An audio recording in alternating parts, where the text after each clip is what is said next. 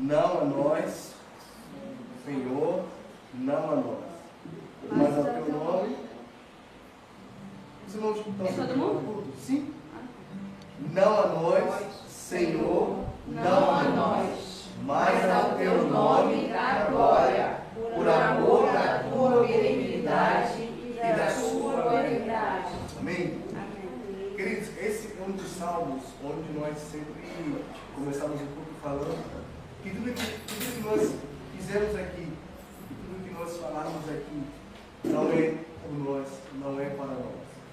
É para Deus e para a glória de Deus. E se para Deus e para a sua glória, então tome esse esforço para adoração, tome esse esforço para servir, porque você não está fazendo nada para mim e nem para mim, mas aqui está fazendo tudo para Deus. Então glorificar o Senhor é com nossas vidas, glorificar o Senhor é com tudo aquilo que nós somos e fazemos. Então se for para a glória de Deus, então nós vamos cantar essa canção, não a Deus maior, canta com vida, canta com alegria.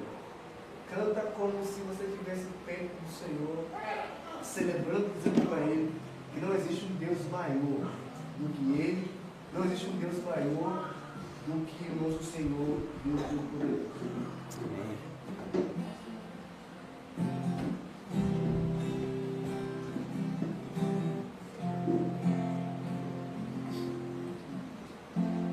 Não há Deus maior. Deus melhor, não há Deus tão grande.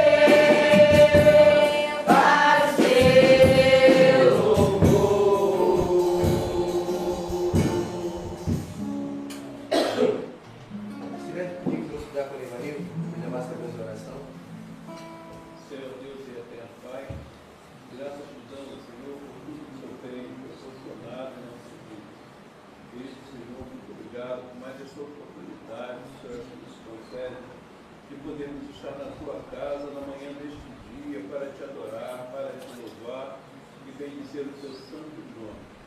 Pai, muito obrigado pela escola bíblica que tivemos, muito obrigado pelo ensino, Senhor, pelo estudo. Ó Pai, agora nós te pedimos, ó Deus, que o Senhor possa estar nos abençoando quando estaremos ouvindo a tua palavra, Senhor, que vem de encontro aos nossos corações, que nós possamos absorver e fazer uso para nossas vidas conforme a tua vontade.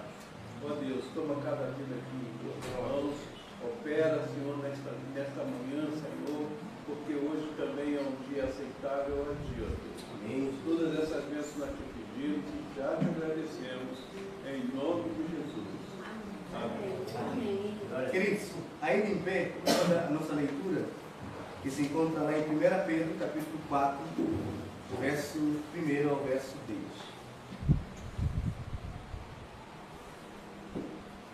Olha que os irmãos já estavam acostumados, essa é a nossa leitura do nosso sermão de hoje, né? Vamos falar sobre uma vida transformada por Jesus. Pedro diz o seguinte na palavra de Deus: ora, tendo Cristo sofrido na carne, estejam também vocês armados com ele pensamento.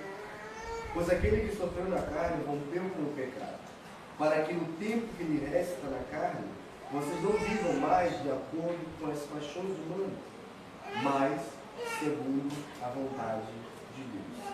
Homens, porque basta que no passado vocês tenham feito a vontade dos gentios, tendo andado em práticas libertinas, desejos carnais, bebedeiras, orgias, embriaguez e em detestáveis idolatrias. Por isso, falando mal de vocês, é estranho que vocês não se juntam com eles no mesmo excesso de devassidão.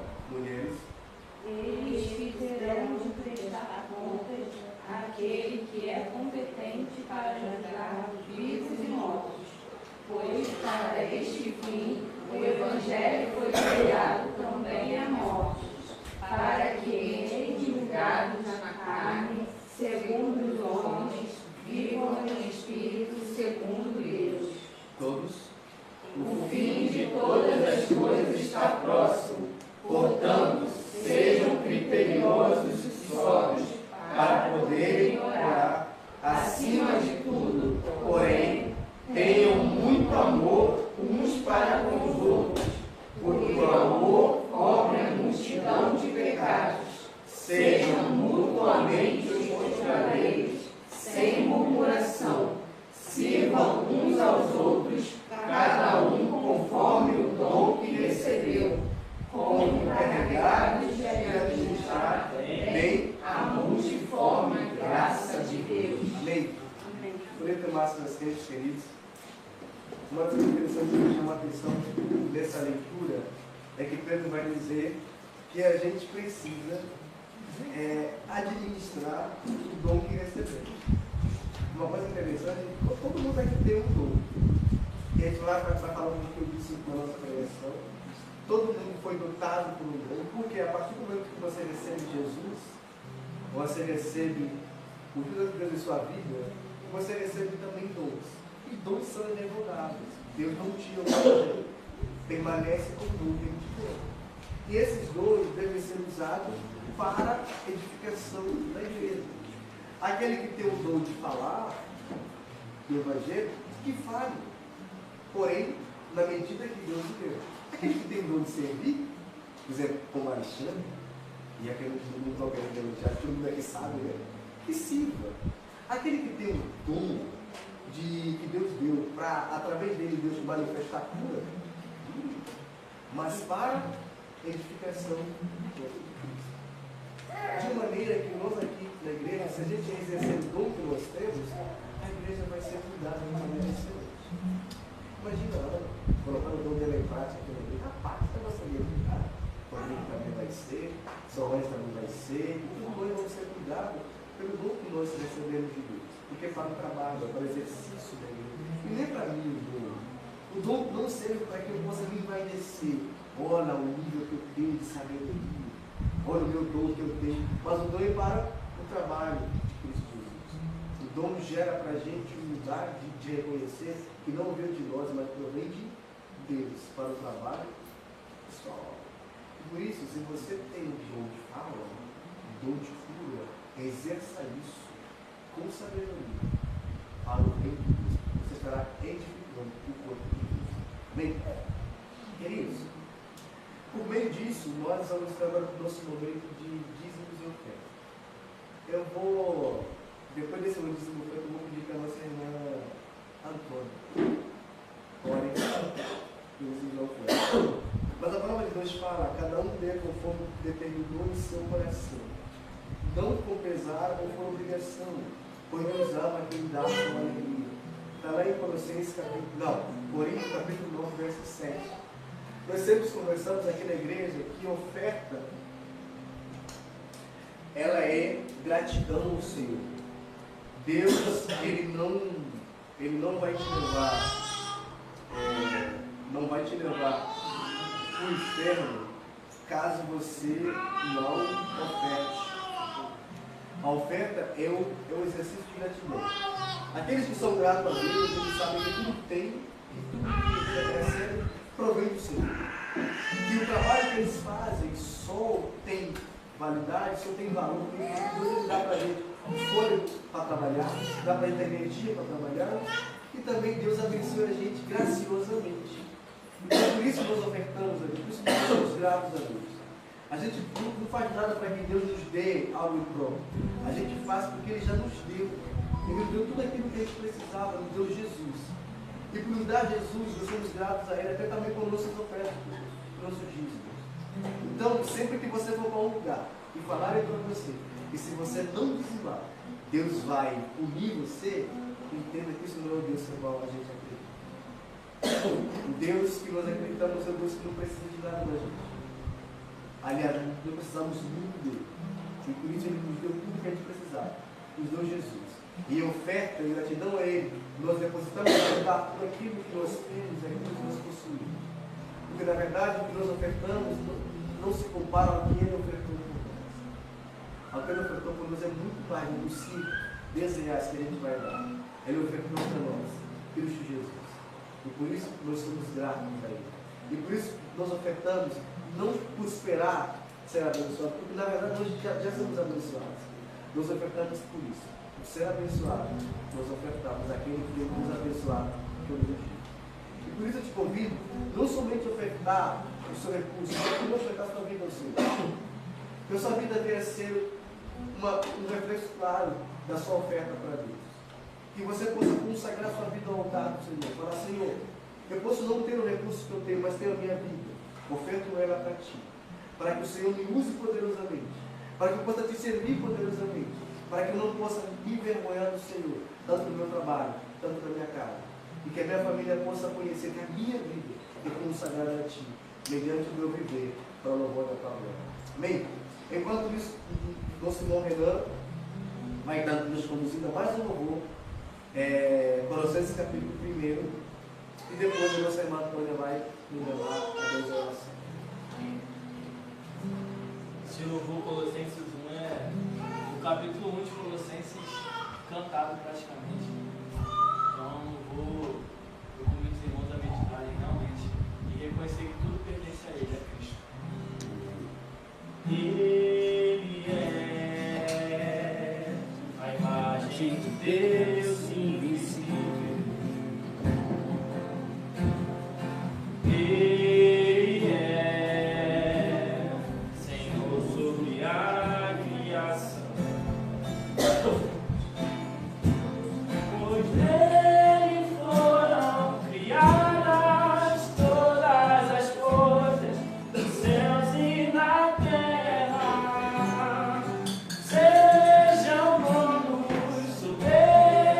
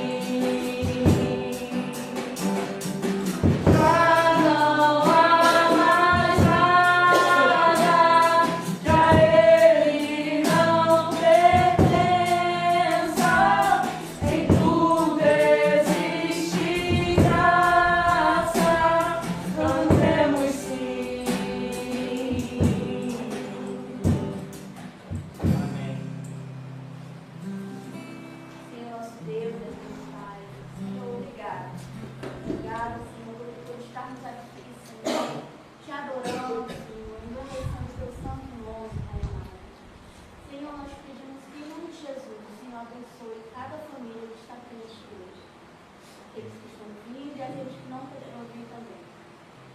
Abençoa esses lares, Senhor, aqueles que dizimaram, ofertaram e aqueles que também não puderam, Senhor.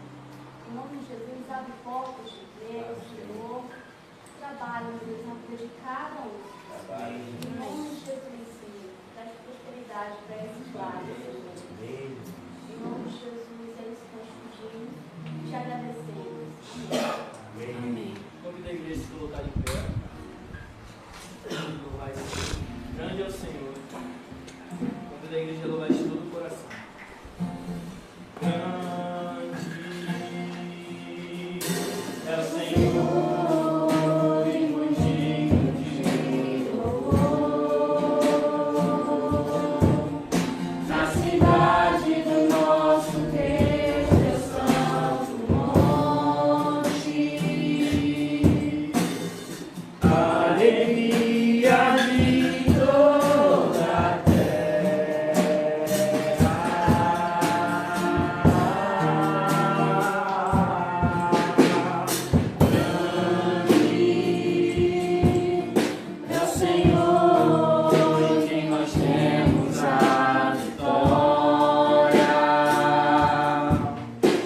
Que nos ajuda contra o inimigo. Por isso, diante dele nos prostramos.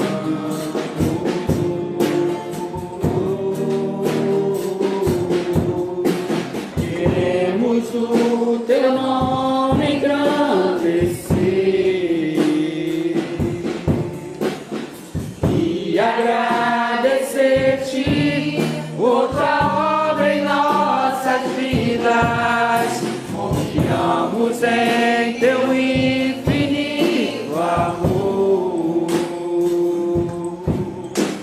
pois só tu és o Deus eterno sobre toda a terra e céu.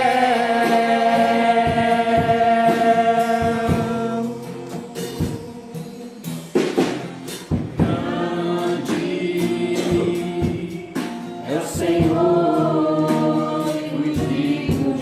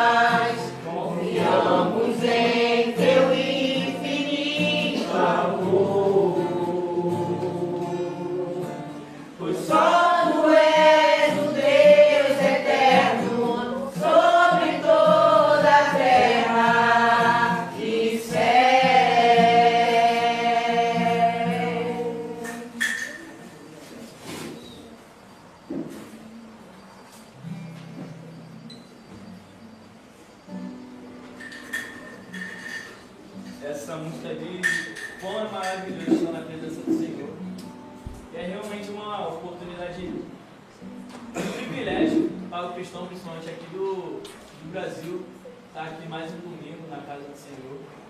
Domingo de manhã é difícil acordar depois de uma semana de trabalho, mas tem muitos países aí que não está tendo essa oportunidade.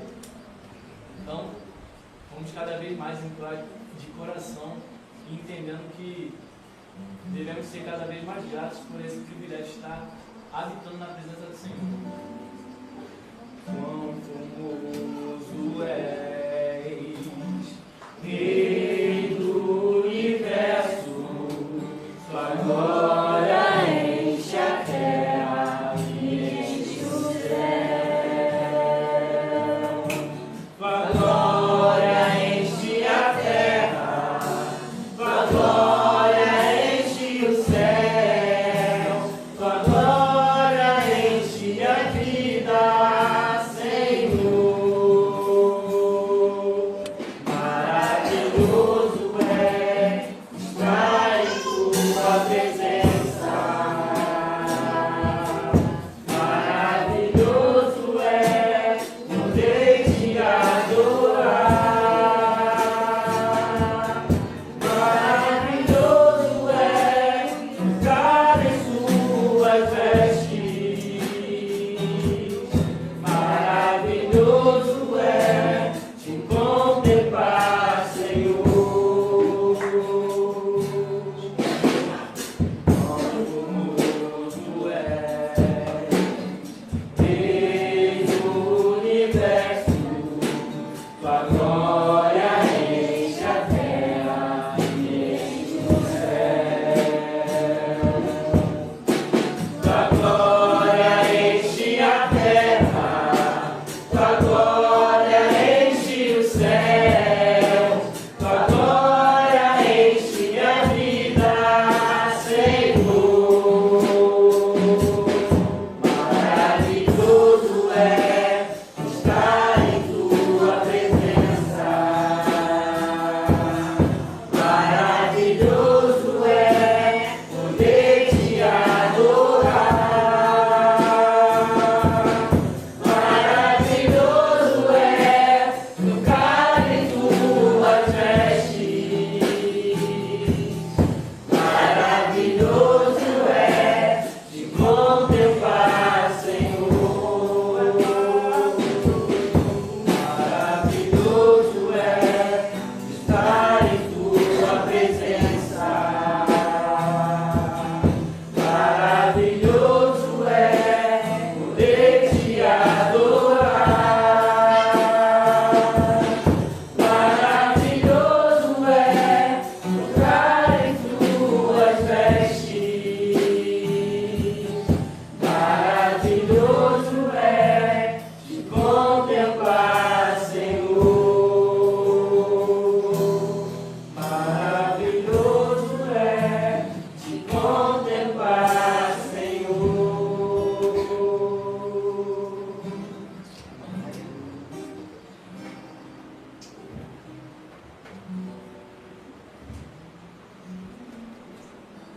Bem, queridos,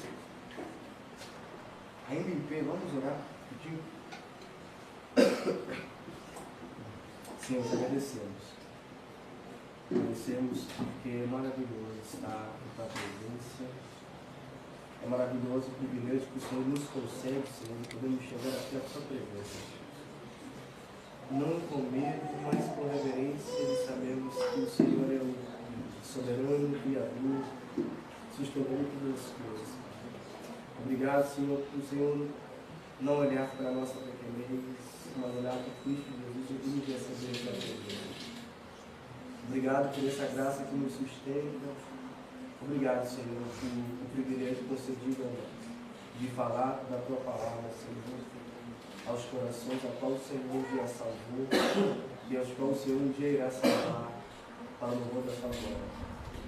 Fala conosco nessa manhã. Eu sei que nós pedimos em nome de Jesus. Amém. Queridos, por nossos assentos.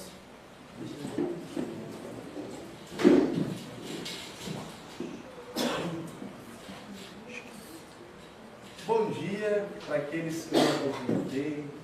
O casal que chegou agora, 2 casais chegaram agora. Um eu chamo ele carinhosamente de profeta, homem de Deus. O outro é Mateus e a Sara. Mateus é um pecador, Sara é santa, pois aqui é profeta e a esposa dele é ministra de louvor. Irmãos, chegando aqui na igreja, pessoas lindas, que vão nos ajudar bastante. E eu queria te convidar, você abrir sua Bíblia. Aqueles que já têm o programa do culto não precisam ir muito longe, viu? Porque a gente vai ler o mesmo texto que a gente leu na leitura. Mas aqueles que não têm o programa do culto, abra sua Bíblia lá em 1 Pedro, capítulo 4, do verso 1 ao verso 11. Eu sei que é muito texto, mas eu vou dividir em 4 partes para ser mais rápido a nossa exposição, né? E também acredito que os irmãos, eles estão mais tranquilos porque o almoço é aqui na igreja, então não tem por que essa correria, né? Não, embora que eu tenha um compromisso lá embaixo, fazer parte da assembleia, mas 2 horas chega, né? 2 horas de palavra chega. Depois tem almoço, aqui tem muita coisa boa que os irmãos trouxeram, rapaz. Hoje eu vou engordar, irmãos. Hoje eu vou engordar. Vou ganhar mais 5 quilos. Já tenho 105, com mais 5, vou ter 110. Vamos lá, queridos. Vamos ler a palavra de Deus rapidinho aqui com os irmãos. Aqueles que já estiveram aqui, já leram e vamos reler de novo, viu? Diz o seguinte a palavra de Deus. Ora, tendo Cristo sofrido na carne, armai-vos também vós do mesmo pensamento. Pois aquele que sofreu na carne, deixou o pecado. Para que no tempo que vos resta na carne, já não vivais de acordo com as paixões dos homens, mas segundo a vontade de Deus. Porque basta o tempo decorrido para terdes executados a vontade dos gentios, tendo andado em dissoluções, concupiscência, borracheiras, orgias, bebedices e em detestáveis idolatrias. Por isso, difamando-vos, estranham que não concorrais com eles ao mesmo excesso de devassidão, os quais hão de prestar contas àquele que é competente para julgar vivos e mortos.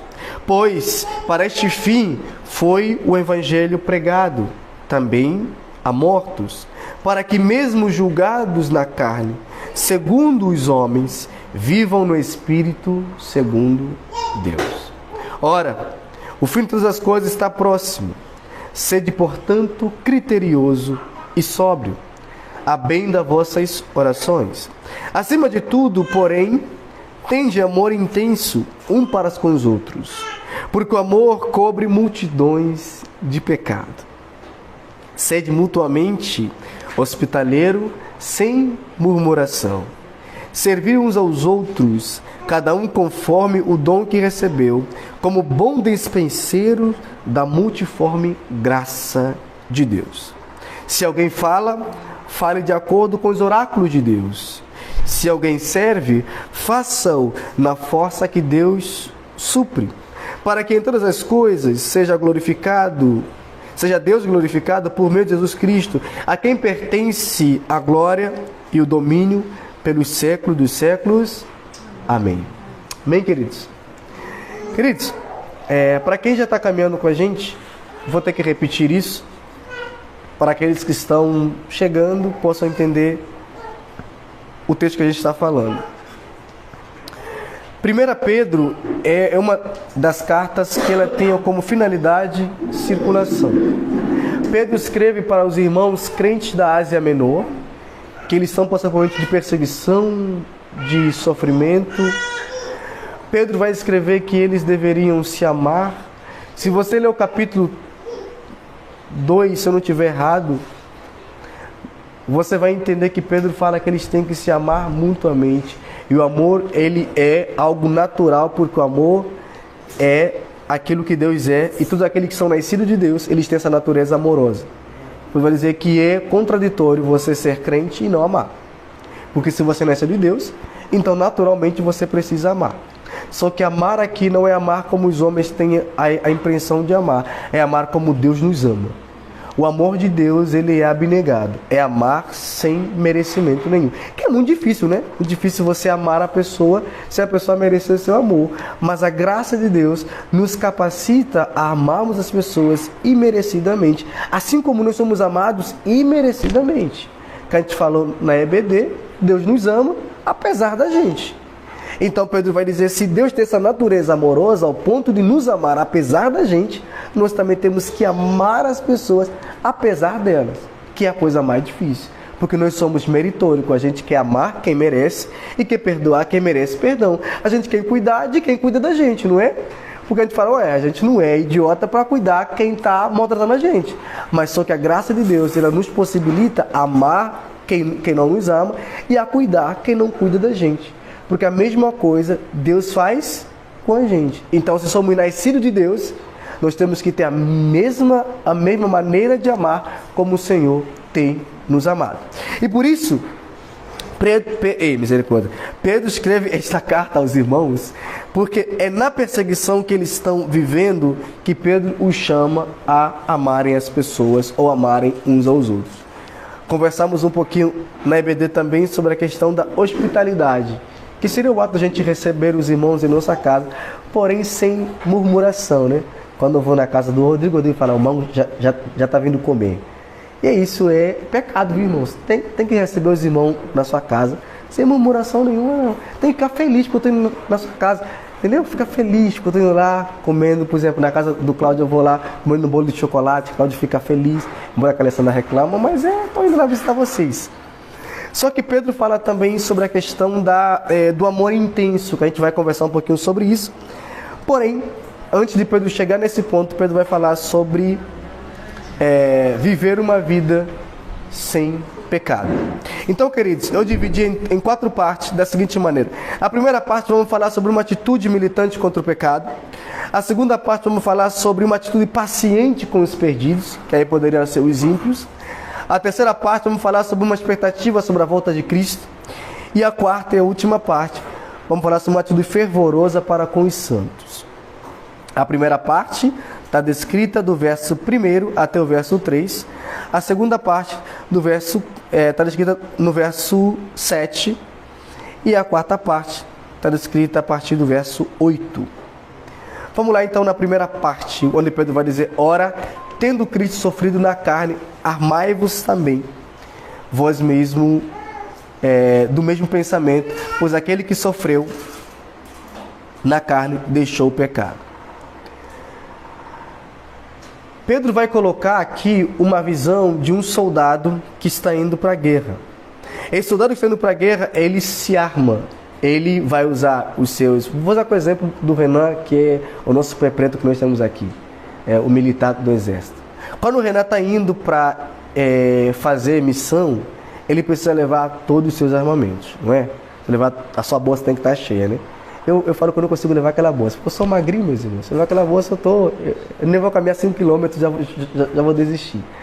Mas Pedro usa a expressão de um soldado que está indo para a guerra, que ele precisa se armar, andar com tudo aquilo que é propício na caminhada, para que ele não seja surpreendido por alguma coisa.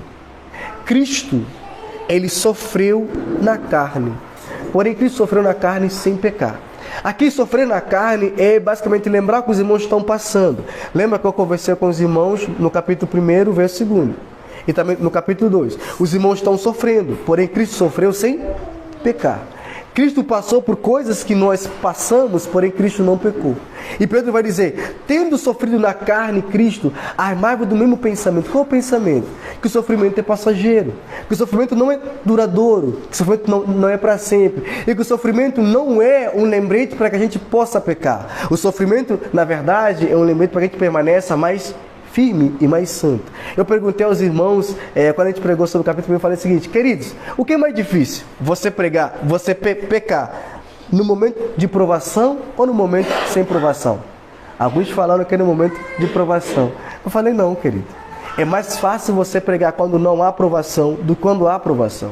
Na aprovação você corre para Deus porque você quer se livrar da dor que a aprovação gera. Mas quando a aprovação passa, você peca, porque você fala, Deus é bom e vai me perdoar. Deus é amor e vai cuidar de mim. Deus é gracioso e vai me receber no seu trono, porque apesar de mim. Mas na aprovação você pode falar, Senhor, tá doendo. Tira esse... Aí você esquece que você mente, você esquece que você xinga, você esquece tudo. Até você virar crente, viu, queridos? Até você virar crente fervoroso, porque você quer sair daquela dor. Você ora, você jejua, você faz tudo para que Deus te livre desse problema. Então Cristo sofreu na carne e não pecou. E pode dizer, irmãos, vocês estão passando por esse mesmo problema, por esse mesmo sofrimento ao qual Cristo passou na carne, porque tudo aquilo que nós passamos não é diferente. Cristo sofreu. Eu sempre falo, quando eu estava pregando sobre Hebreus, eu falei aos irmãos queridos, é interessante o autor de Hebreus dizer o seguinte, Cristo foi humano como a gente, para que a gente não tenha desculpa nenhuma de passar pelo que passamos e pecar. O autor de Hebreus fala o seguinte, Cristo passou por tudo aquilo que nós passamos, porém, sem pecar. Cristo foi injuriado, não foi? Alguém se lembra? Cristo foi caluniado, não foi? Cristo foi espancado, não foi? Por amor de nós? Cristo foi falado mal, não foi? E pior, Cristo foi chamado de príncipe das moscas, Beelzebub, não foi? Mas Cristo pecou? Cristo saiu da igreja por ser falado mal? Os irmãos de Cristo nem viam Cristo como Cristo, mas ele deixou de ser quem ele era. Mas nós passamos sofrimento, o que a gente fala? Vamos sair da igreja, porque naquela igreja o pastor Mango falou de mim. Naquela igreja o fulano está falando mal de mim, então vou sair. Querido, Cristo passa por tudo para que não haja desculpa para a gente. Eu não tenho que ter desculpa nenhuma de falar, não, alguém está falando mal de mim, por isso eu vou sair desse lugar. Não, Cristo passou por tudo isso e permaneceu firme. Ele sofreu na carne, mas sem pecar. Da mesma maneira, nós somos convidados por Pedro, devemos ter o mesmo pensamento de que o sofrimento não são lembrete para pecar. Aliás, o sofrimento é megafone de Deus para nos trazer mais perto dele e nos dizer que somente nele nós passaremos por tudo que estamos passando, encontrando alegria no Senhor, não no sofrimento. Sofrimento não gera alegria, mas Deus nos faz ter alegria nele, é meio sofrimento que passamos. Isso, como eu falei aos irmãos, o sofrimento não tem hora para vir, ele vem a qualquer momento, mas Cristo também está com a gente a qualquer momento, para nos dar graça suficiente para suportarmos o sofrimento que estamos passando. Então, não existe de fato um motivo nenhum para que a gente possa pecar. Por isso, Pedro fala o seguinte para ele, Cristo sofreu e sem pecar. É o que vai dizer no verso 1. Tendo vós mesmo pensamento, pois aquele que sofreu na carne deixou o pecado, para que no tempo que vos resta na carne, verso 2, já não viveis de acordo com as paixões dos homens, mas segundo a vontade de Deus. Querido, uma coisa que nos deve, que a gente precisa se armar contra o pecado, odiar o pecado como o nosso Deus também odeia o pecado, é pensar no que o pecado fez com Jesus. O que o nosso pecado causou em Jesus. Será que isso não mexe o seu coração quando você peca, não? O que o pecado fez com Jesus? Pensa comigo, Jesus estava no céu, Deus usou Jesus para a criação dos céus e a terra. E aí vai colocar lá a gente, né? Vou usar a gente, porque Adão e Eva representam nós, principalmente a gente. Bota lá Adão e Eva. E eles pecam, não pecam?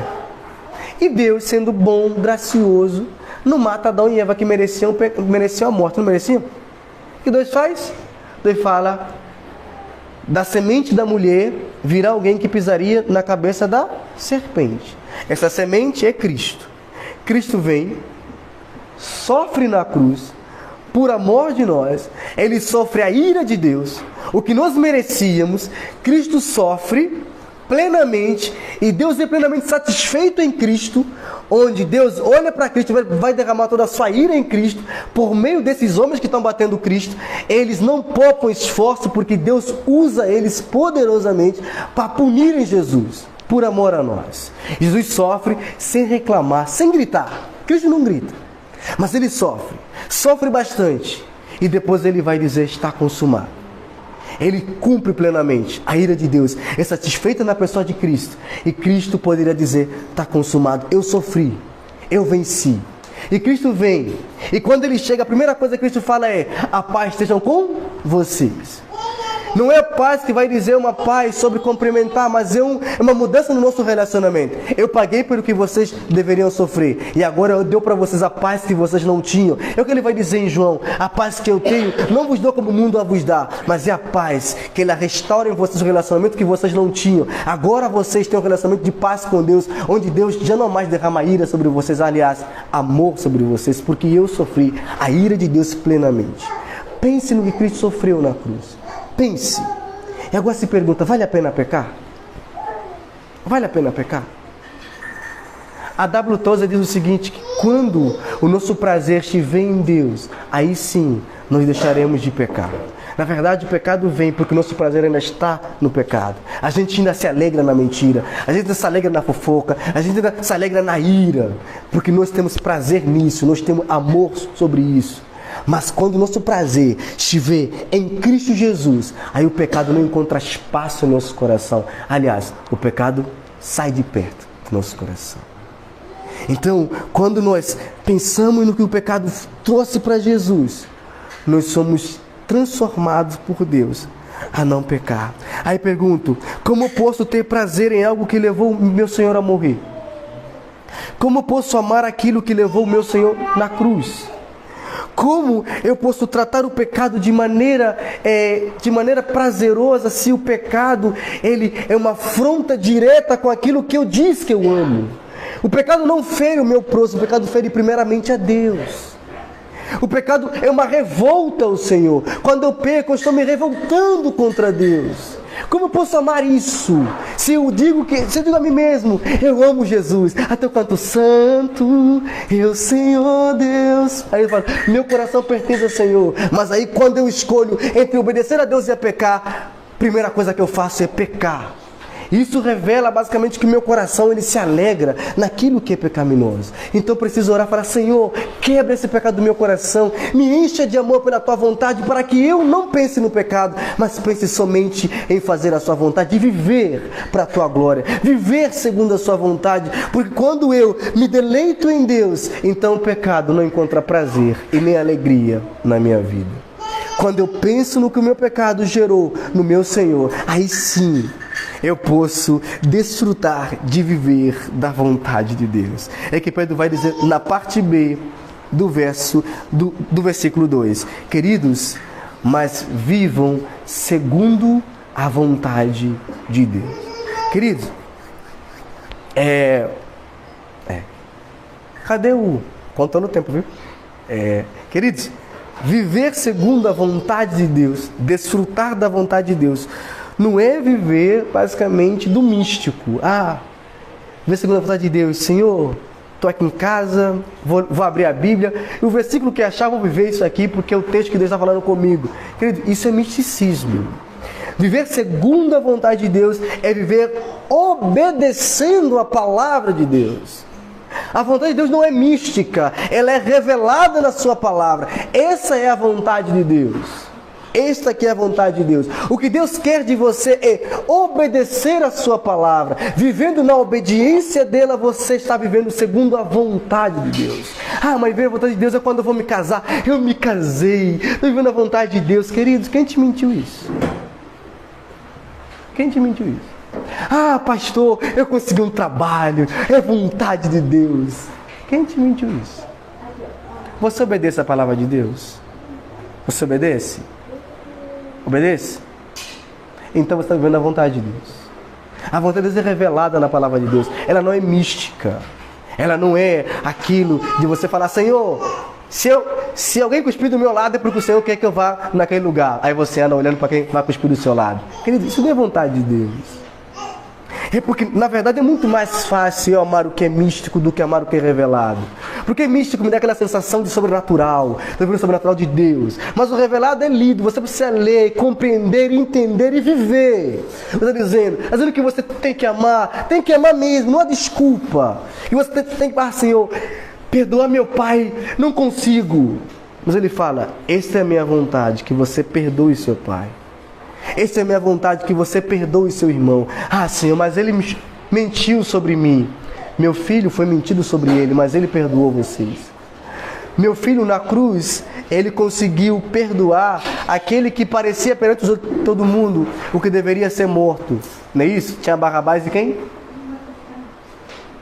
Tinha Barrabás e quem? Quem?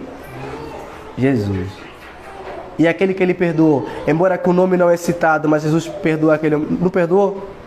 Não levou ele para a cruz? Não, misericórdia. Deus, irmão, me perdoe. Não levou ele para o céu? Aí você fala, eu não posso perdoar não. Eu vou chegar nisso aí, viu? Quando Pedro fala sobre amor intenso, é amor perdoador. E aí eu vou chegar nisso aí, Alexandre. Vê o tempo. Eu vou chegar nisso aí. Mas, vamos nessa coisa aqui. Então, viver a vontade de Deus é um contraste. Enquanto os ímpios vivem de acordo com o pecado, porque um pecado chama outro pecado, viver a vontade de Deus é viver obedecendo a palavra de Deus. E por isso, Pedro vai falar no verso 3, vocês devem lembrar do que vocês eram antes de Cristo os salvar. Quem era você antes de Cristo os salvar? Ele vai dizer aqui no verso 3. Porque basta o tempo decorrido para terdes executados a vontade dos gentios, tendo em dissoluções, concupiscência, borracheira, orgia, bebedice e em coisas detestáveis, idolatrias. Claro, talvez aqui ninguém já foi alcoólatra. Talvez aqui ninguém foi alcoólatra, talvez. Talvez aqui vocês não viveram uma vida de orgia. Talvez vocês nunca se prostituíram. Mas vocês sabem que vocês, antes de Cristo salvar, você viveu uma vida de pecaminosidade. Se você não viveu uma vida de pecaminosidade, então não tinha por que Cristo salvar do seu pecado, tinha? Quem era você antes de conhecer Jesus? É o Adilson Mango, misericórdia. Se minha mãe está assistindo aí, ela vai escrever. Ele não era bom não, viu? Na verdade, eu nem sou bom até hoje. Eu tenho ações boas, né? Porque eu sou pecador. E pecador não faz coisa boa. Não, pecador não é bom. Ele tem atitudes boas. E por isso, quando nós nos recordamos de quem nós éramos, nós vamos ter o mesmo pensamento que Paulo teve em 1 Timóteo capítulo 1, verso 12. Quando Paulo lembrava de quem ele era, isso o estimulava a trabalhar mais para Deus. Paulo, em 1 Timóteo capítulo 1, verso 12, Paulo relembra aquilo que ele era.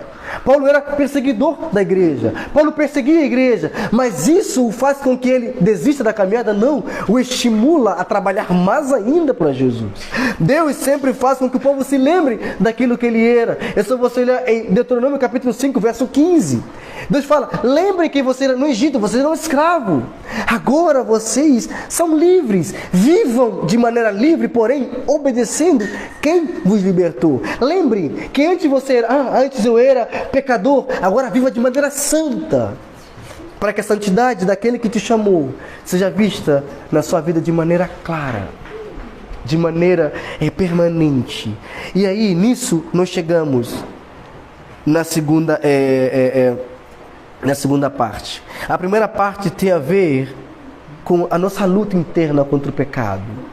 A segunda parte tem a ver com a nossa luta externa, que seria como nós devemos falar com o perdido, com o ímpio.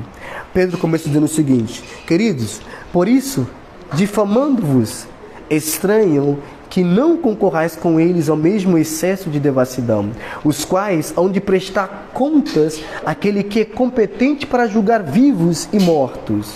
Pois, para este fim foi anunciado o Evangelho também aos mortos, para que mesmo julgado na carne, segundo os homens, vivam no Espírito em Deus. Ora, o fim dessas coisas está próximo. Sede, portanto, criterioso e sóbrios a bem das vossas orações. Primeiro, as pessoas incrédulas, elas não compreendem a mudança que acontece na gente quando nós somos alcançados por Jesus.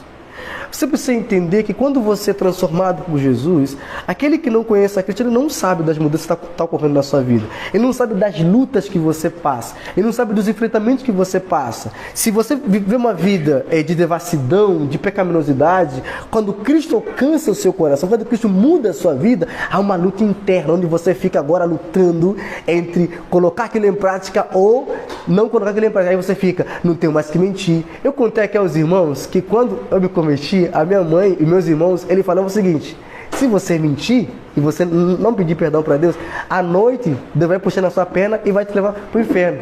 Aí eu tinha medo, querido. Eu nunca dormi sem orar, porque eu falava: Senhor, me perdoe. Me perdoe por eu mentir, porque eu não quero que o Senhor puxe a minha perna e me leve para o inferno. Esse temor, ele tem na vida de todo novo convertido. O novo convertido, quando conhece a Cristo, ele tem uma bênção. Eu tenho lá o meu sogro. Meu sogro, o novo convertido, rapaz, é um amor tão grande pela palavra de Deus. Eu acho isso lindo. Acho lindo demais. Ele passa 2, 3 horas lendo a palavra de Deus, coisa que a gente nem faz, né? A gente perdeu esse amor. Mas quando você se converteu, você sabe disso, né? Você passava horas e horas, você ficava no seu quarto, na palavra de Deus, tinha o seu caderno, apontava, meditava. Agora que você está 3 anos no cristianismo, nem lê mais, né? Você só ouve já texto bíblico solto. Vai lá no Instagram, pega o texto bíblico e fala: se Deus é por nós, quem será contra nós? E posta para dizer que você leu a Bíblia, mas você não leu. Você sabe que não leu, não. Sabe que não leu. Mas você faz isso pra quê? Pra falar pra você: ó, ele é crente, viu? Tá postando frase de crente. Ah, Jesus morreu por mim. Poxa, é uma frase. Rapaz, isso aqui não é sinal de vida cristã, não. Até ímpio pode fazer isso. Mas o que acontece? Esse ímpio, ele não sabe do que a gente passa. Ele não sabe da nossa luta. Só que Pedro vai dizer que, por eles não saberem, eles difamam quem nós somos. Eles podem acusar de: olha aí, ó, o falso, olha aí, ó, ontem estava bebendo comigo, hoje já está achando que é santo, está achando que é uma pessoa boa, está achando que é uma pessoa nova. E isso acontece, porém, não se estranhem quando isso acontece no meio de vocês. Aliás, entendam que eles estão desse jeito porque eles estão vendo que vocês não praticam as mesmas devassidão que eles praticam. Estão vendo que vocês agora têm uma vida totalmente diferente. E como eu lido com essas coisas? Devo ter paciência. A paciência, ela deve tomar conta do meu coração para que eu, usando da paciência, eu possa pregar o Evangelho para essas pessoas sem me defender como eu gostaria de me defender. Falar: queridos, eu estou mudando, olhe para mim. Mas perceba que a sua mudança, ela deve ser analisada primeiro por Deus. E depois o próprio Deus que está mudando você, ele tornará claro para todo mundo que você é uma nova criatura. Uma coisa que eu falo muito e que eu acho bastante interessante é que quando eu leio o Salmo 37, estava conversando esses dias com a minha cunhada, eu falei o seguinte: o Salmo 37 é um convite, é um soco no estômago daqueles que gostariam e que têm desejo de se justificar perante os homens que o acusam. O Salmo 37 fala o seguinte: entrega teu caminho ao Senhor e confia nele. E aí você usa caminho como algo bom, não é isso? O Salmo não está falando como coisa boa. O salmista está falando como coisa boa, você entregar ao Senhor. O salmista está falando de reclamações que eles tinham, porque os ímpios estão prosperando. Só você lê o verso primeiro. Os ímpios prosperam e eles não prosperam. Ele fala: Senhor, mata eles, porque nós também queremos prosperar. O salmista vai dizer: entrega isso que te incomoda a Deus. Confia nele e o mais ele fará. E o 37 fala: ele fará sobressair como o sol da justiça, que você é justo. Por quê? Porque o próprio Deus que te guarda, ele mesmo te fará ser visto como inocente perante os ímpios que te julgam e que te condenam. Mas saiba que existe alguém que vai julgar esses homens que condenam vocês. Pedro, ele sabe que existem aqui muitos crentes que morreram difamados de opositores, de pessoas que não se submetiam ao império. Eles morreram de maneira errada, foram julgados de maneira errada. Mas Pedro vai dizer: porém, essas pessoas que julgaram de maneira errada, eles terão que prestar contas àquele que é competente para julgar. Aqui eu queria deixar os irmãos. Na verdade, todo mundo aqui já sabe, né? Julgar aqui não está falando necessariamente em procedência errada, mas é condenar. O único que tem competência para condenar é Deus. Deus tem competência para condenar aqueles que são, aqueles que não são. Nós temos a competência de julgar ações que são boas ou não são boas. Você pode ver seu filho e falar: filho, isso é pecado. Por quê? Porque você está julgando a procedência daquela pessoa, se é certo ou errado. Esse julgamento não é errado. O errado é a condenação. Quem pode condenar alguém é Deus. Quem pode dizer que alguém ele vai para o inferno é Deus e não você. Você não pode calçar uma sandália e não pode sentar num banco que não é seu. Esse banco de soberano, de julgamento, é somente Deus. Deus é quem manda para o inferno e manda para o céu. Beleza? Certo? Então você pode julgar uma ação sem nenhum problema. Só não pode condenar o seu filho por essa ação do seguinte: você já está no inferno porque você não ouviu o evangelho. Querido, isso aí, se você faz isso, se arrependa, viu? Se arrependa mesmo. Porque você está calçando uma sandália que não é sua. Você precisa dizer o seguinte: que se você morrer sem conhecer Jesus, aí sim você irá para o inferno. Mas enquanto há vida, prega o evangelho e ore para que Deus salve. Mas não decreta futuro de ninguém. Não te pertence. Não é sua missão. Deus não te chamou para isso, nem me chamou para isso também. Ele me chamou para pregar as boas novas de alegria. E essas boas novas de alegria, ela tem dupla função. A função de salvar e a função de condenar. Aqueles que não ouviram e morreram, eles não vão para o céu. Infelizmente, eles vão para o inferno. Eles não poderão dizer que nunca ouviram. Pois eu preguei, você pregou, você anunciou. Eles não são inocentes, eles são culpados pelo pecado que eles estão pagando. Então, por isso, não é nossa função. Mas Pedro também vai dizer algo aqui que é complicado. Eu sei que passei do tempo, Alexandre, mas eu queria falar isso, que ele diz que o capítulo 6, ele é complicado. Por quê? Porque Pedro vai falar... pois para este fim foi pregado o evangelho também aos mortos. Quem já viu aquele filme Deixados para Trás? Quem já viu? Filme muito antigo, Deixado para Trás, que é o filme que fala sobre a segunda chance. Ou seja, primeiro a igreja vai ser levada, né? Vai ficar aqui uns abençoados. Não vou chamar de, por estar filmando, não vou chamar o cara que gostaria. Vai ficar uns abençoados aqui. Porém, esses abençoados que ficarem, eles se obedecerem a Deus, Deus vai levá-los para o céu novamente. O nome desse filme é Deixados para Trás. Se você procurar no YouTube, você vai encontrar esse filme. Só que esse filme, ele é muito motivado por causa disso que Pedro vai ensinar, basicamente. Pedro aqui não está falando de uma segunda chance após a morte, porque dá a entender isso. Quando você não entende o contexto do que Pedro está escrevendo, dá a entender que ele está falando, quando a pessoa morrer, vai ser pregado o evangelho de novo para ela, e quando ela aceitar Jesus, ela vai para o céu, porque ela está ainda no momento esperando a pregação do evangelho para depois ir para o céu. Porque Pedro fala, tanto a mortos, para que mesmo julgados na carne segundo os homens, vivem no espírito segundo a Deus. Quando você não entende o que Pedro está escrevendo aqui, você vai criando essas interpretações que são erradas. O que Pedro está dizendo é, esses irmãos, mesmo julgando pelos homens e morto pelos homens, eles vivem no Espírito em Deus. Por quê?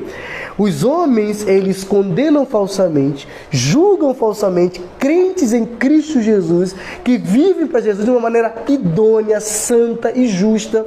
Quando esses morrem, eles não vão para o inferno.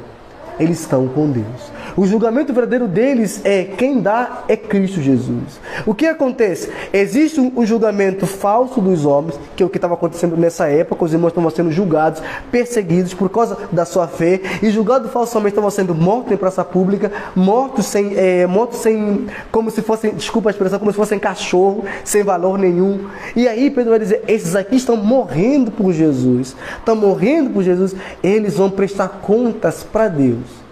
E aí eles vão ser absolvidos em Deus. Por isso eles vivem em espírito segundo Deus. Porque eles estão nos céus com Deus. É só você ler Apocalipse, viu? Só você ler. Quem aqui da igreja não pode falar que não sabe disso não, viu? Porque eu passei mais de 3 meses falando de Apocalipse aqui para os irmãos, que os crentes, eles estão nos céus, viu? Estão lá pedindo que Deus vingue o sangue inocente deles. É isso que está em Apocalipse descrevendo. Então, os mortos do verso 6, eles são os mortos que morreram agora, ou seja, no tempo que Pedro escreveu. O evangelho é pregado para os vivos, somente para os vivos, pois não há oportunidade de salvos depois da morte. Se você olhar para Hebreus capítulo 9, verso 27, se alguém puder abrir depois me falar, lê para mim, por favor. Porém, o verso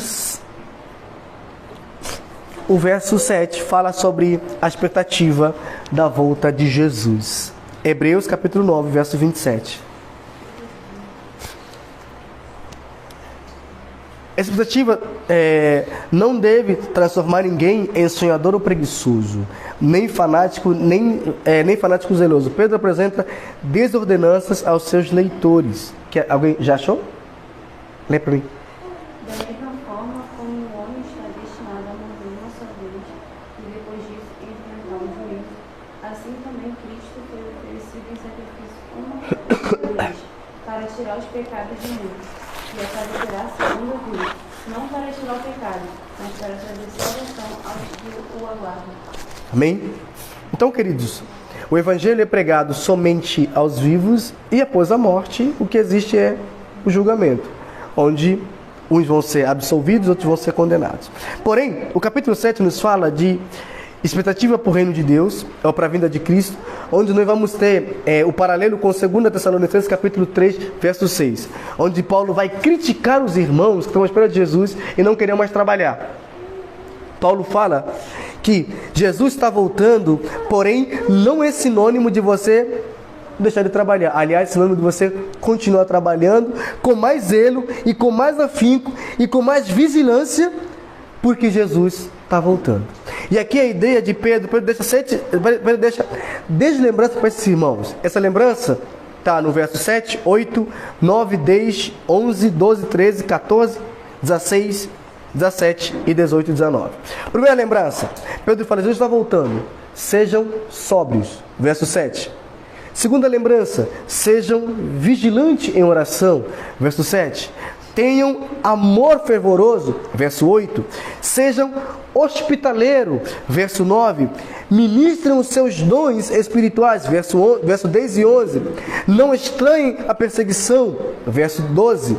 Alegrem-se na tribulação, verso 13, não se envergonhem do Evangelho, verso 15 e 16, glorifiquem a Deus, verso 17 e 18, não, 16 e 18, desculpa, entreguem-se a Deus, verso 19. Sede sóbrio e criterioso significa sede comedido, tem a mesma certeza e clareza e estabilidade mental. Queridos, quando Pedro nos fala para ser sóbrio e criterioso, a sobriedade tem a ver com a gente precisa estar são, entendeu? Não estar imerso à bebida e nem aquilo que tira a tua sobriedade. Porém, criterioso, você precisa entender que virão falsos ensinamentos. E você precisa ter critério. Qual é o seu critério que você vai usar os falsos ensinamentos? A palavra de Deus.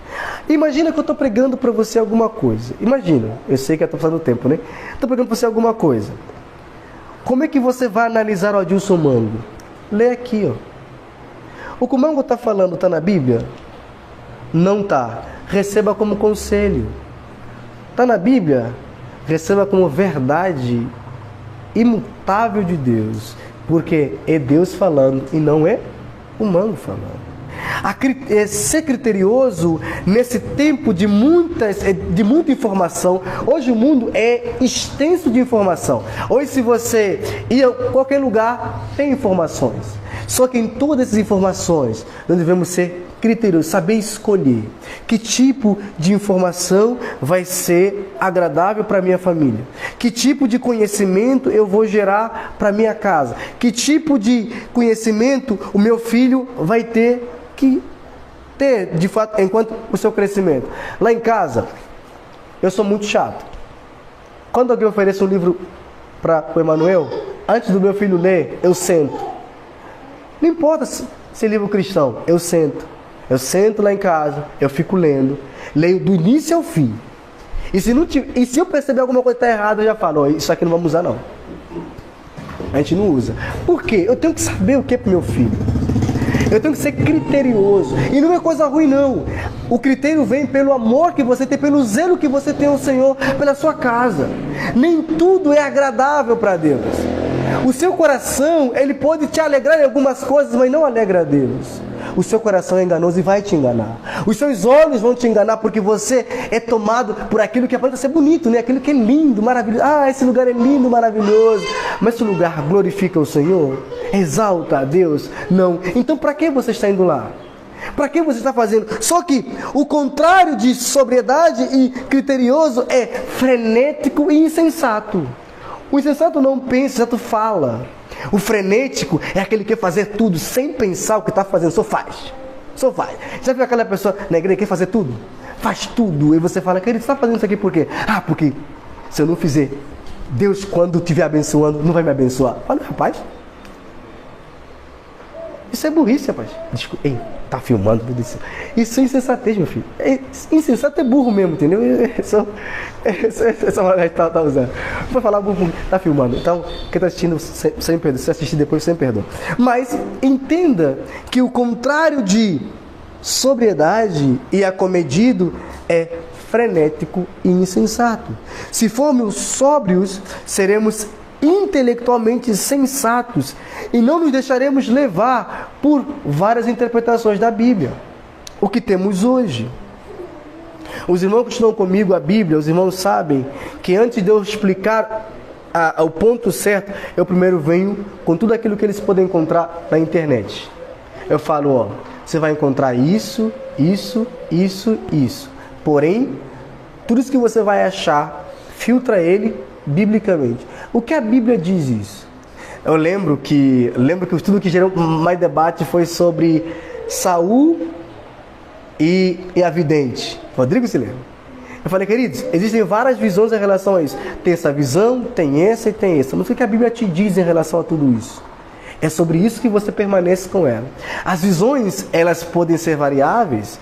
Eu posso estar explicando aqui algo que você pode olhar para outra pessoa e explicar de uma maneira que você vai achar, não, faz mais sentido o que eu estou ouvindo aqui. Mas ser sóbrio e criterioso vai te fazer você não ser levados por várias interpretações, como o insensato elevado. O insensato é aquele que sabe hoje aqui e amanhã é levado na rua, fala, ó, isso que você ouviu é tudo mentira, viu? Fala, é verdade mesmo.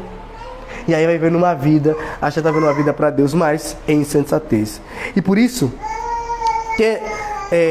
ter uma vida de santidade envolve critérios e também envolve sobriedade. Porque o sóbrio viverá uma vida com propósito e não ficará vagando de um lado para o outro. Será comedido e não agirá de modo impulsivo. Trata-se de uma pessoa que tem discernimento quanto às questões doutrinárias, mas também quanto às questões práticas da vida. Finalizando, graças a Deus para vocês comerem já, finalizando, uma atitude fervorosa para com os santos. Se encontra do verso 8 ao verso 11. Pedro fala o seguinte, acima de tudo, porém, tende amor intenso um para com os outros, criteriosos e sóbrios e a bem das vossas orações. Não, misericórdia. Acima de tudo, porém, tende amor intenso um para com os outros, porque o amor cobre multidões de pecados. Eu poderia dizer que isso é uma das coisas mais lindas que eu já vi, que eu já estudei, queridos. Quando eu comecei a estudar essa palavra, multidões de pecados, eu comecei a me lembrar do que aconteceu com Noé. Você lembra da história de Noé? Quem lembra da história de Noé? Dilúvio, a arca. Depois Noé, quando o barco vai atracar na terra, Noé faz um vinho. Não faz um vinho? Faz um vinho? Aí Noé bebe. Depois da bebedeira, Noé fica nu, despido. Enquanto um filho zomba, o que o outro faz? Cobre o quê? O pecado do pai, cobre a nudez do pai. Pedro tem o mesmo exemplo, ele está dizendo, o amor, ele cobre multidões de pecados. O exemplo aqui é Noé e o seu filho. O filho cobriu a nudez do pai para não ser vista. Pensa comigo. Se o amor cobre multidões de pecados, Por que eu, quando meu irmão peca, eu vou na internet? Posto lá, ó, Ezequias, rapaz, é hipócrita. Ele falou isso. Para que eu faço isso? Eu amo Ezequias? Eu amo ele? Será que eu amo Ezequias quando eu faço isso? Será que esse amor que eu tenho é capaz de cobrir o pecado dele? Cobrir pecado não é passar a mão na cabeça, mas é não tornar o pecado do seu irmão em Cristo Jesus público para que os ímpios pudessem maltratar vocês. Querido, os ímpios, eles só esperam um negócio, uma coisa mínima, para destruir a gente.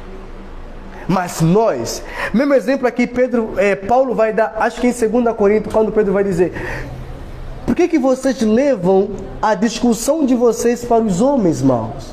Por que vocês, crentes, não conseguem resolver o problema de vocês? Ah, o irmão adulterou, por que eu levo isso na internet? Resolvo aqui na igreja.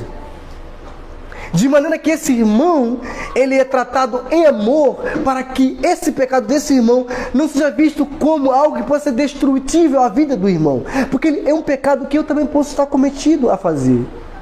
Mas quando eu vou cobrir a nudez do irmão, eu dou honra a esse irmão, eu mostro que eu amo esse irmão, porque o amor é capaz de cobrir multidões de pecados.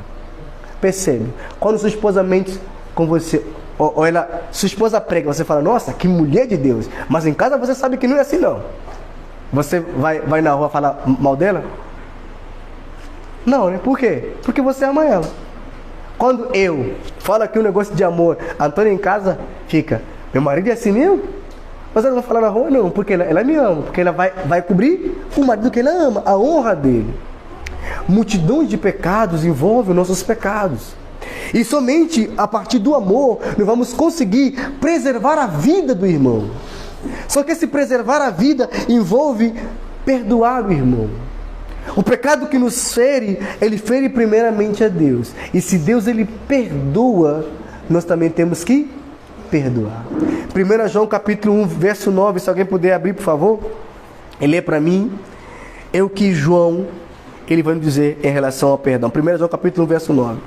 Quem estiver de fato esperando a volta de Cristo, pensará nos semelhantes e se relacionará com eles de maneira apropriada. O amor pelos santos é importante acima de tudo. O amor é a marca do povo cristão neste mundo. É só você ler João capítulo 13, do 34 ao 35. Quando Paulo fala sobre o amor que cobre multidões de pecado, Paulo vai usar 1 Coríntios, capítulo 13, o texto que a gente usa para falar de relacionamento. O texto seguinte está falando de relacionamento. 1 Coríntios 13 é o texto para a igreja, não é sobre relacionamento, não é sobre marido e mulher. É sobre como a igreja deve se tratar. O amor não é soberbo, não é prepotente. O amor não se vangloria. Esse texto é para nós, crentes, como devemos nos amar. Se eu amo você, então não vou ser soberbo e prepotente. Se eu amo você, então eu não vou amar o seu erro. Aliás, eu vou te exortar em amor para que você mude e seja uma pessoa melhor. Esse texto é para nós. A gente usa para casamento como se... Não, é para nós, igreja. No ato a gente lidar um com o outro é amor. E Pedro vai dizer: ame-se intensamente. Porque somente se amarem intensamente, vocês poderão cobrir multidões de pecado. Alguém já abriu 1 João, capítulo 1, verso 9? Se confessarmos os nossos pecados, Ele é fiel e justo para nos perdoar e nos purificar de toda injustiça. Está percebendo? Quando nós confessamos, Deus é fiel e justo para nos perdoar, não é isso? Mesma coisa, nós também temos que perdoar aqueles que pecaram contra nós. Eu sei que dói, querido. Eu sei que dói. Eu sei que você vai falar: mas perdoar não é esquecer. Perdoar não é aquilo, não é aquilo, não é aquilo, não é aquilo. Está tudo bem, esse princípio humano eu sei, eu acredito. Só que não é evangelho isso aí. Isso é sua mente, isso é seu jeitinho brasileiro de como você vai lidar com quem fere você. Mas não é a Bíblia, querido. A Bíblia vai dizer o seguinte: perdoem como Cristo vos perdoou. A base do perdão não é o abençoado que te feriu, é Cristo que te perdoa. Ele é a base do perdão. Mas como é que Cristo me perdoa? Falando: Mango, eu te perdoo e não vou mais caminhar contigo? Ou eu, Mango, eu te perdoo e vou continuar cuidando de você? Mango, eu te perdoo e vou continuar amando você. E como é que nós perdoamos aos outros? Obrigado, Aurora. A gente perdoa uns aos outros de maneira muito ruim. E por isso, o termo que Pedro usa é amor intenso, que significa esforçam-se para amar uns aos outros. E aí eu termino dizendo, por fim, o amor cristão deve redundar em serviço. Que vai dizer no verso 12. Se alguém fala... Não, no verso 10, desculpa. Servir uns aos outros, cada um conforme o dom que recebeu, como bons despenseiros da multiforme graça de Deus. Se alguém fala, fala de acordo com os oráculos de Deus. Se alguém serve, faça-o na força que Deus supre, para que em todas as coisas seja Deus glorificado por meio de Jesus Cristo, a quem pertence a glória e o domínio pelos séculos dos séculos. Amém. Queridos, sabe como é que a gente vai glorificar a Cristo enquanto nós vivemos? Como igreja, nos amando de verdade. E amar de verdade é perdoar de verdade. É cobrir pecado do outro. É deixar de ter essa mente e esse coração humano pecador, esse coração que vai inventar tudo aquilo para não cumprir a palavra de Deus. Isso é um pensamento judaico. O judeu fazia isso. Ele pegava a Bíblia e dava um jeitinho para alegrar o que ele achava melhor de fazer. Mas nós não. Nós somos o povo da Bíblia. O povo que entende a palavra e fala, se meu Jesus ensina que eu tenho que perdoar como ele me perdoou, então eu tenho que fazer o mesmo. Vou contar aqui para os irmãos esses dias. Não sei se ele está assistindo aqui. Não vou falar o nome dele. Mas uns amigos meus, a gente estava conversando. E quando o Fluminense perdeu com o Vasco, eles me zoaram muito. Mas pensa, me zoaram muito. Me ligaram, fizeram vídeo, fizeram muita coisa. Aí quando o Flamengo perdeu o Mundial, aí eu mandei no grupo também zoando. Cadê o Vasco? Não, cadê o Flamengo? Aí, eles me zoaram. Eu sempre falo, quem me zoa, espera que eu zoo de volta também. Porque se você me zoar, ficar de boa. Não vou brigar, não. Agora, guarda que eu vou te zoar também. E eu zoar mesmo, eu zoo mesmo. Não tem... Esse aqui é sabe o que eu tô falando. E aí, o que acontece? Aí eu falei, cadê o Flamengo? Aí eles ficaram me zoando. Aí, só que o menino que eu tava zoando, ele começou a xingar. Mandou mensagem xingando, falando, você é angolano, você não é tricolor, você veio pra cá em 2016, se você aceitou o Fluminense agora, você não pode falar nada, ficou falando um monte de coisa e xingando. Aí eu falei, querido, pro bem da nossa amizade, eu não vou te responder.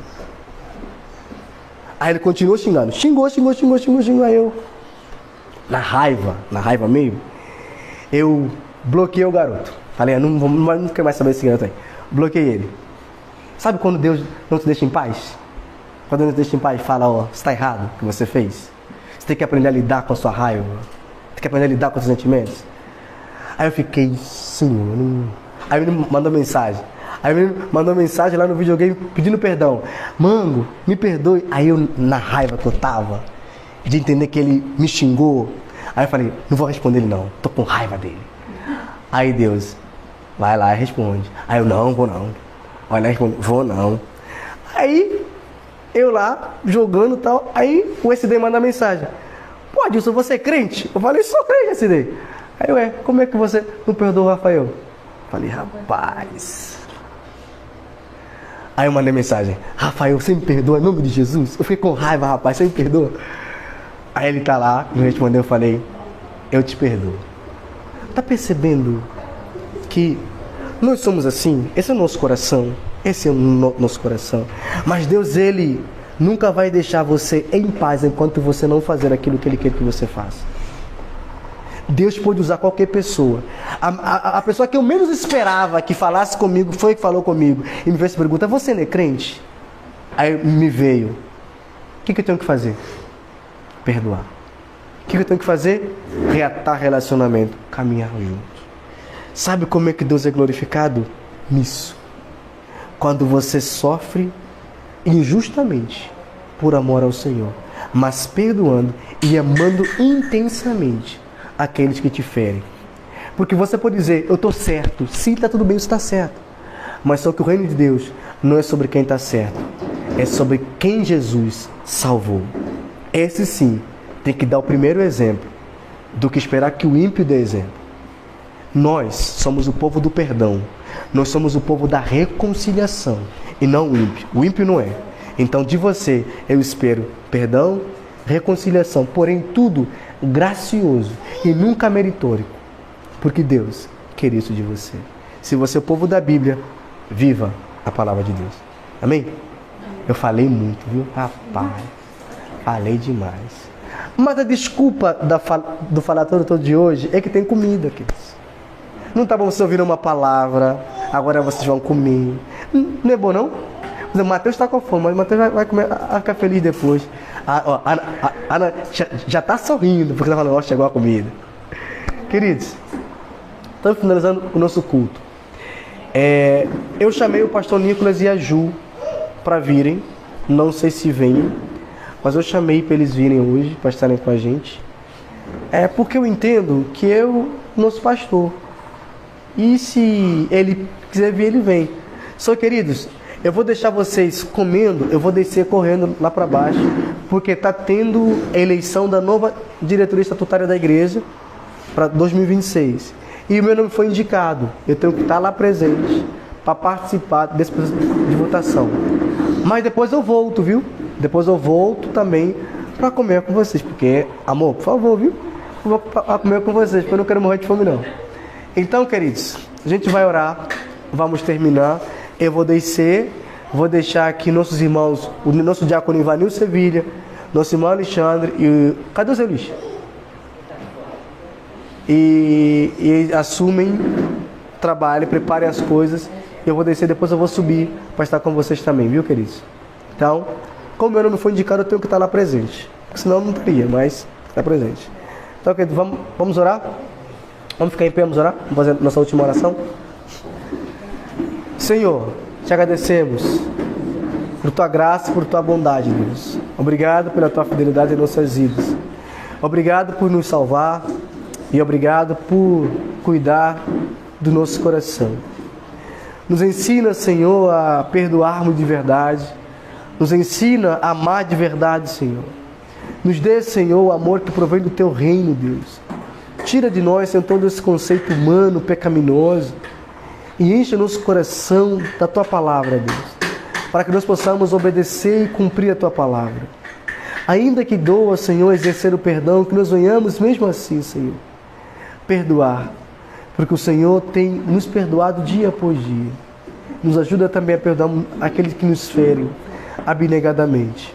Deus, em nome de Jesus, cuida, Senhor, da tua igreja. Cuida de cada coração.